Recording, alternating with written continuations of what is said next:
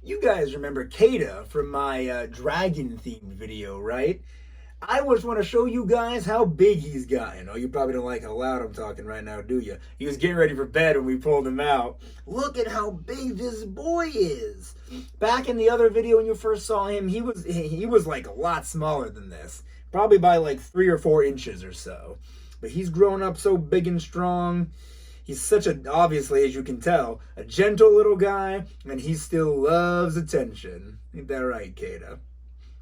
I'm going to get a little bit closer to the screen here and give Kata another chance to be on the channel. You enjoy that, right, Kata? Look at him shaking his head, yes. Oh, I just knew you'd enjoy being back. Breaking news! A new episode of Let's Be Frank starting now! Hello all! You know what time it is. I've got another 7 creatures for you guys today. So, there's no beating around the bush today. Let's just go ahead and jump right into them. Actually, hold on. I am going to beat around the bush really quick. If you are not subscribed to this channel, why don't you go ahead and hit the subscribe button real quick. I know a lot of new viewers are watching this video, and I know not a lot of you are subscribed. So go ahead, hit the subscribe button, give this video a like. And with all that being said, let's go ahead and jump into the first category of Weird and Wild creatures, the monsters of the past. So, our monster of the past this time is the Megalosaurus. This dinosaur was actually the first one that was ever named. Isn't that cool? And they decided to go with a pretty good dinosaur name, Megalosaurus. This thing got up to 30 feet long, 10 feet high, and it weighed over 3,000 pounds. So a pretty big dinosaur for its time. This guy actually came before the T-Rex, so he was one of the bigger carnivores discovered at that time. Now, obviously, you can tell just by the way this guy looks that he was a meat eater. Of course, look at those teeth. But his teeth weren't as powerful as a lot of other carnivores' teeth. Now, he could bite easily into the flesh of other dinosaurs and rip and tear, but he might rip and tear a few of his own teeth out if he tried to bite into some bone. But that's not a problem for the Megalosaurus because his teeth grew back very quickly, and they never stopped coming, really. A tooth falls out, one grows back. Very quick process. So I mentioned that the Megalosaurus was like the first dinosaur ever named.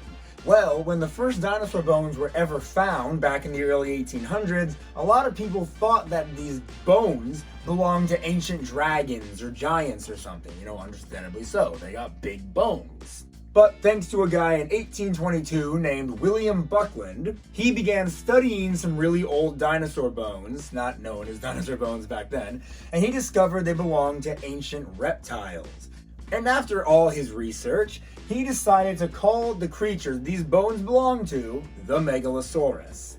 And a couple years down the road, after a lot more dinosaur bones were found from all kinds of different dinosaurs, a man named Richard Owen decided to give these creatures a name, a general description, and that name is dinosaurs, as we know it today. That's a pretty cool fun fact. You never really hear about where that name comes from, so it's kind of cool to hear about the first ever named dinosaur. But I think it's about time we move away from the past and on to the nightmares of nature. Today's nightmare of nature is a creature you may know, the rattle. Oh, now you may be thinking, Frank, I don't know the rattle. I've never heard of a creature like that. Well, you may know it by a different name. Let me explain. The rattle is a fierce hunter.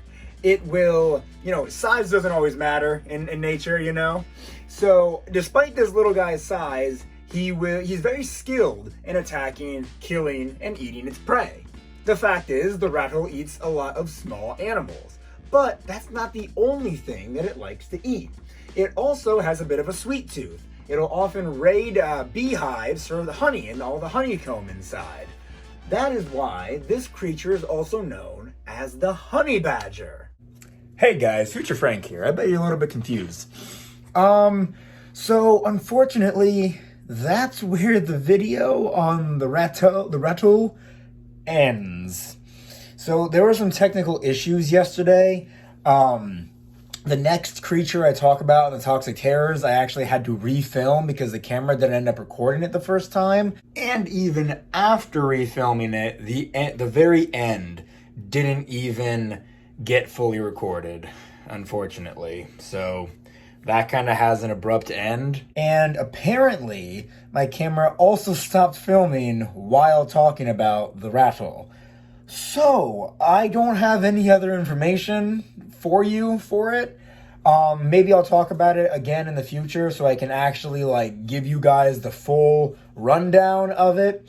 But here is the card, front and back. If you want any information on this guy, it's all right there for you, but I'm not going to be able to kind of give my 2 cents about it because that part of the video never recorded. So sorry about that.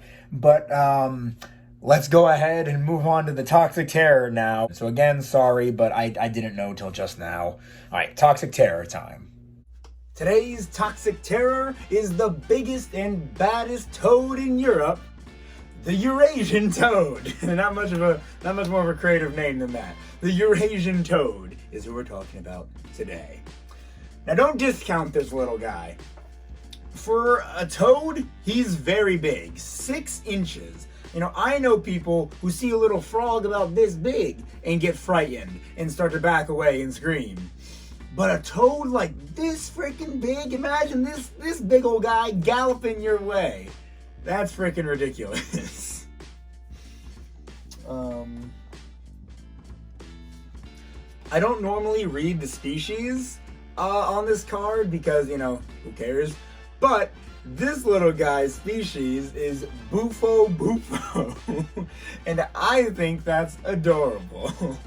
But by this point, I'm sure you're asking yourself, Frank, you're talking about the Toxic Terrors. Why are you telling us about just a normal toad?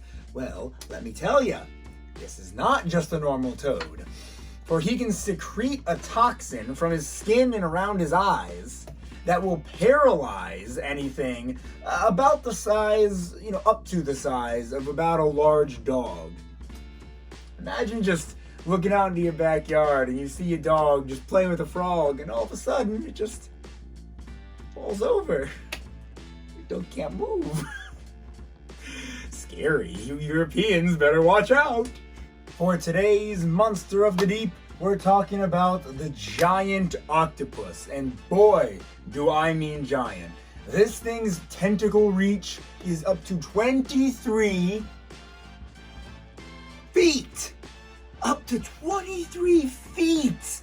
This thing is huge and terrifying. It's not just big, but it's strong and it is smart. You know, dinosaurs are big and strong, but they're not smart. They're pretty dumb. Dolphins are very intelligent. They're fast, but I could probably beat up a dolphin if I'm being honest. Got a strong guy here. But now you've got the triple threat. Yeah.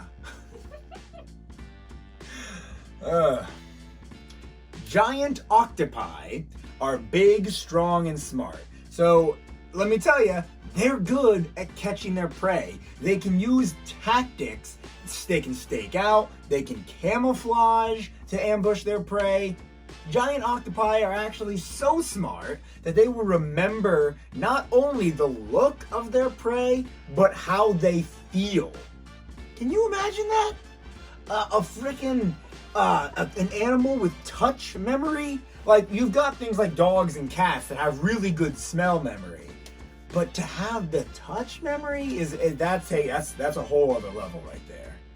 Now, obviously, the giant octopus is not going to be coming after us for food. Like, it's not tearing apart, like scuba divers down there. It mainly feasts on mussels, oysters, crustaceans, fish, the general stuff you'll find in the ocean. A fun fact I'm sure you all already know about the octopus. They will, in order to get away from a predator, they'll shoot a stream of water to blast themselves away and then cover their traces with ink to confuse the predator. Which is a very cool tactic, Especially if if you like pick up an octopus and they try and get away from you, they can spray you with ink, and it doesn't just create a cloud, it'll cover you, and I'm sure it smells awful. This is a bit of an interesting topic. These guys only live for like 5 years. I would have thought they lived for so much longer. Like, you've got freaking macaws or whatever living for like 70 years, but a giant octopus's lifespan is only like 5 years? That's crazy. But then you got to think about this. A mother will guard her eggs 24/7, denying herself food just so she can defend her eggs. And once the babies all hatch, the mother's gonna die pretty soon after because she literally starved herself. Now that is devotion to your children. But at this point, let's move from something really big to something really small in the tiny terrors. For our tiny terror today, we're talking about the water scorpion. Very different than a land scorpion. Yes, as you can plainly see, this isn't a real scorpion, but just like real scorpions, it can pinch and inject venom into its prey, anything it latches onto. But I gotta make sure you guys know that this water scorpion, tiny. Yes, I know we're in the tiny terrors, but believe me when I say this is very tiny. Like, when I first looked at the card and it told me about its size, I thought it said length up to 9 inches. And I was like, that's not tiny at all. That's freaking huge. No, this says 0.9 inches. So it's not even an inch long. This guy is truly a tiny terror. But not truly for us humans, because it doesn't really pose much harm to us. Sure, it can inject venom, but being that small, you'd have to have like 50 injecting you all at once. This guy's small, but he's quick. He uses those front legs more like arms, and those, you can kind of see it on the picture. You got those claws up top there. Those, how do I explain this? See how I was doing this? Because the ones up top, those can bend like our wrists can, and he uses those to reach out and grab fish. Even fish that are like swimming on by, he'll grab them quick and bring them in. Now, I can't imagine they're very big fish, but to him, pretty much anything is gonna be a big meal. Yeah, if we actually flip this card over, you can see right here behind me that this fish he's got in his clutches here, that's a minnow. And just look at he's like just as big as this little minnow. So as you can clearly see, very tiny dude. Fun little fact about this guy, they actually have wings. Isn't that interesting? But even more interesting is that these wings are too weak to fly. So yeah, he has them, but he can't effectively use them. Pretty useless tech, huh? So you know how I just said this guy can't fly? Turns out he can't swim either. Even though he's a water scorpion and spends his entire life underwater, he cannot actually swim. He just kind of has to crawl along the ocean floor, along any plants he may find. Man, there is something pretty cool about this guy though. He has a built-in depth gauge. Yeah, the special organs he has in his body can measure the water's depth, and he can use those organs to tell whether or not he needs to go up or down. Well, you know, whatever that means. If he gets too low, his organs are going to say, oh no, go back up, go back up. And he knows to climb a plant higher or something, because Lord knows he can't swim up there. There is actually a term for that. What's the term for that? It's called geotaxis. There's positive and negative. So, geo means location, taxis is movement. That's what the government makes us pay every year. No, that's taxes. So geotaxis is the movement in a water column either up or down. Negative and positive are reversed. So positive is down, negative is up. Why? That's so stupid, man. Yeah. Small zooplankton employ geotaxis. Huh. And so do the water scorpions. How cool. Thank you, Katrina. That's another good fun fact. Much appreciated. But now that we've learned about geography taxes, I think that's all that there's been left to say about the water scorpion. So let's move on now to the strange wonders. So most of the time, when I go back and look through all these cards, I have a very vivid memory of each one of these. None of them normally stand out to me as like, oh, I didn't remember that I had this one, or this one doesn't look familiar. I've looked at these cards so often throughout my childhood that I pretty much had a photographic memory for each one of them. I could not remember ever seeing this strange wonder before, and that's what made me want to talk about it. Today, we're talking about the pangolin. Quite the interesting and unique creature. Fun fact, something that's not even on the card. I've said fun fact so many times this video. Turns out, this is a fun fact-filled video. The Pokemon Sandslash and Sandshrew are both based off of the pangolin. Most people think they're based off armadillos, but they're not. They are based off of pangolins. I've said pangolin only a handful of times, and it already sounds weird to say out loud. So this little guy's built like a freaking tank. He has got these super sharp plates all over his body, so when he curls up, not only is he safe from the predator's teeth and claws, but they could actually get poked and scratched by this little guy. And that's going to make the big predators like the hyenas or the lions want to leave him alone. You know, not worth it at that point. These guys can get up to 5 feet long. I'm only like 5'10" and a half. So, if you lay me out next to one of these things, how is that possible? I guess their tails are pretty long. It's mostly tail.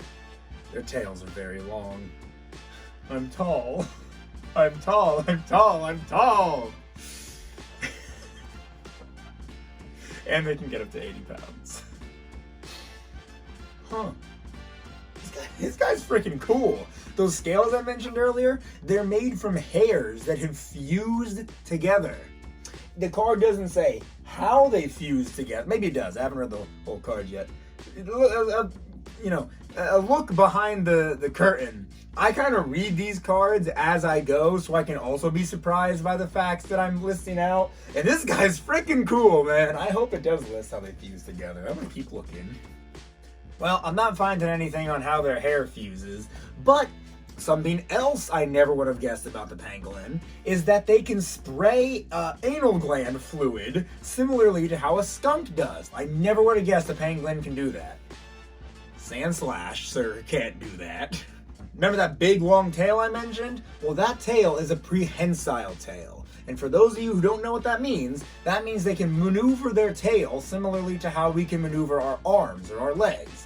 Like, the tail doesn't just wag up and down or side to side like a dog's tail. It can do things like this. And so, if it's being attacked by, say, a jackal, like the card is saying could happen, then the pangolin can wrap their tail around the dog's neck and strangle it, poking it with all those hard scales to protect itself and not become food. Man, keeping up with the theme, that's another time I've talked about a dog being hurt. I swear, it won't happen again. Don't leave. But you want to see something really extraordinary? Let's move on to the monsters of the mind. And this time, our monster of the mind is the Lampton Worm. So, I want to start out by reading the first part of this verbatim, because I'm going to butcher this explanation otherwise. Skipping church one Sunday during the Middle Ages, John Lampton went fishing in a river where, in England. Legend has it that instead of a fish, the man pulled up a small, ugly worm. Disgusted with his catch, Lampton threw the worm down a well, which, might I add, he would have had to save that worm for the remainder of his fishing trip, get back onto land, and then find a well to throw it down. He did this maliciously. Where it grew to a huge size. After many years, the worm escaped and began feasting on people throughout the land. And the rest is history. Before I put the card down and stop just reading straight off of it, its name comes from the man who discovered it, obviously, and the Middle English word worm, spelled W-Y-R-M, which means worm, W-O-R-M, or dragon. So the Lampton Worm has some tricks. Lampton, that's gonna be harder to say the more I say it. Lampton himself tried to fight the worm once it got huge and started eating people. But he quickly found that the more he chopped and slashed at this worm, the less effective it'd become, because all these pieces he was chopping off would just reattach themselves to the worm. It seemed virtually unkillable. So when that wouldn't work, they tried the next most obvious, logical choice, giving it milk. Yeah, apparently, if the villagers, would just fill up a trough with 20 gallons of milk, the Lampton Worm would be satisfied. It would drink the milk, not eat a single human, and go away. Could you imagine just putting a bowl of milk in front of a cheetah and it being like, oh, I don't have to eat meat anymore. That's enough for me. I'm good to go. Well, the milk did not work forever, unfortunately, because eventually the worm was just like, I'm kind of tired of milk. It's not enough. And so one day, after these people had just gone back to living normal lives, this worm storms in and starts eating them again. So Lampton obviously wanted to kill this giant worm. And so he got help from a witch. And she told him a great strategy to defeating the worm. But there was a catch. But before we get to that catch, let's talk about the defeat of the worm. So Lampton wore this armor that was just covered in knives. Oh my gosh, it all fits together. It's kind of similar. Sorry, I'm getting excited. Kind of similar to the pangolin we just talked about. Lampton was wrapped in sharp, pointed knives, scales, and whenever something would wrap around him or touch him, they would get cut. Oh man, that's a cool comparison. Totally on accident. And the other part of that plan was to fight the worm in a river. So whenever he'd cut a piece off of the worm, it would float down the river and it would not be able to reattach to it. Pretty good plan, right? And it did work. Lampton was able to kill the worm because in a last bit of desperation, the worm wrapped itself around Lampton's body to constrict him and strangle him, but the knife-covered garments cut the worm to its final bit of pieces, and it all floated down the river completely dead. Good idea, Miss Witch. But back to that catch. The catch was that Lampton would have to kill the very next creature he came across after killing the worm. And unfortunately for him, the very next creature he came across was his own father. Oof. Awkward. Obviously, being a good man, Lampton could not kill his own father. He refused to. So, the witch cursed him and 9 generations of his family line that they would all die horrible, horrible deaths. I mean, on the bright side, no more worm. On the downside, you're dooming an entire family line. I guess if you weren't one of the Lamptons, you were fine though. So let this be a cautionary tale to you all. Never skip church to go fishing. And there you have it. Those are our weird and wild creatures of the day. This is actually our 15th Weird and Wild Creatures video. I've made a lot of these things, haven't I? And I've had so much fun making every single one, and I want to keep making the Weird and Wild Creature videos for you guys. But after 15 of about the same formula, is there anything you guys want me to do different? Would you prefer anything new or something added to these videos to make them fresh, to make them better than they've been in the past? Just let me know down in the comments below. I'm seriously open to new ideas, and if there are no comments, I'm gonna assume that everything is fine, you guys love the way it currently is, and I'm just gonna keep making them the same. Thank you all so much for watching. If you did enjoy this video, please like it and subscribe. Your subscriptions mean so much. I'm gonna be honest, for a few months we were kind of going through a dead zone of subscribers. I'd still get some every, maybe like one every couple weeks or so, but lately I've been getting a lot of subscribers. I've gone up like 10 subscribers alone in the past 3 weeks, a month maybe. That's extremely good. I'm so grateful for you guys' new subscriptions. And if you are new to the channel, hey, let me know down in the comments below. Let me know some of the stuff you'd want to see on this channel. The algorithm has not been kind to me lately, so the more stuff I can do that'll interest you guys, the better. Follow my Instagram and Facebook at Let's Be Frank 2020, and follow my TikTok at Let's Be Frank TikTok. With all that being said, thank you guys once again. Until next time!